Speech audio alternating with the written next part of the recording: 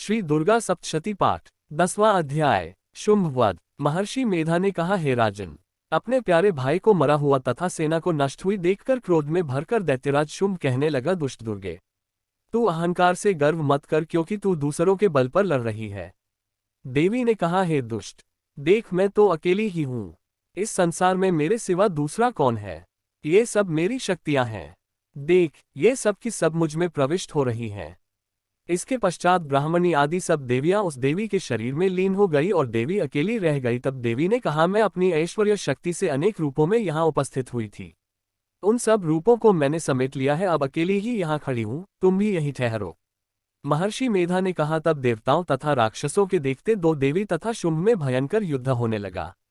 अंबिका देवी ने सैकड़ों अस्त्र शस्त्र छोड़े, उधर दैत्यराज ने भी भयंकर अस्त्रों का प्रहार आरंभ कर दिया। देवी के छोड़े हुए सैकड़ों अस्त्रों को दैत्य ने अपने अस्त्रों द्वारा काट डाला। इसी प्रकार शुंभ ने जो अस्त्र छोड़े उनको देवी ने अपनी भयंकर हुंकार के द्वारा ही काट डाला। दैत्य ने जब सैकड़ों बाण छोड़कर देवी को ढक दिया तो क्रोध में भरकर देवी ने अपने बाणों से उसका धनुष नष्ट कर डाला।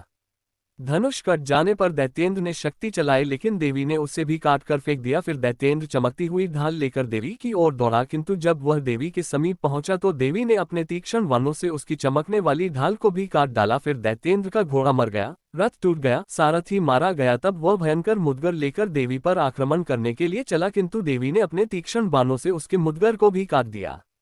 इस पर दैत्य ने क्रोध में भरकर देवी की छाती में बड़े जोर से एक मुक्का मारा। दैत्य ने जब देवी को मुक्का मारा तो देवी ने भी उसकी छाती में जोर से एक थप्पड़ मारा। थप्पड़ खाकर पहले तो दैत्य पृथ्वी पर गिर पड़ा, किंतु तुरंत ही वह उठ खड़ा हुआ। फिर वह देवी को पकड़कर आकाश की ओर उछला और वहां जाकर दोनों में युद्ध होने लगा। वह युद्ध ऋषियों और देवताओं को आश्चर्य में डालने वाला था। देवी आकाश में दैत्य के साथ बहुत देर तक युद्ध करती रही। फिर देवी ने उसे आकाश में घुमाकर पृथ्वी पर गिरा दिया। दुष्टात्मा दैत्य पुनः उठकर देवी को मारने के लिए दौड़ा। तब उसको अपनी ओर आता हुआ देखकर देवी ने उसकी छाती विदीर्ण करके उसको पृथ्वी पर पटक दिया। देवी के त्रिशूल से घायल होने पर उस दैत्य के प्राण पखेरु उड़ गए और उसके मरने पर समुद्र, द्वीप, पर्वत और पृथ्वी सब कांपने लग गए।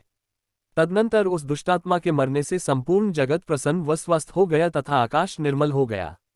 पहले जो उत्पात सूचक मेघ और उल्कापात होते थे वह सब शांत हो गए।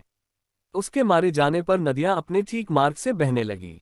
संपूर्ण देवताओं का हृदय हर्ष से भर गया और गंधर्वियां सुंदर गान गाने लगी।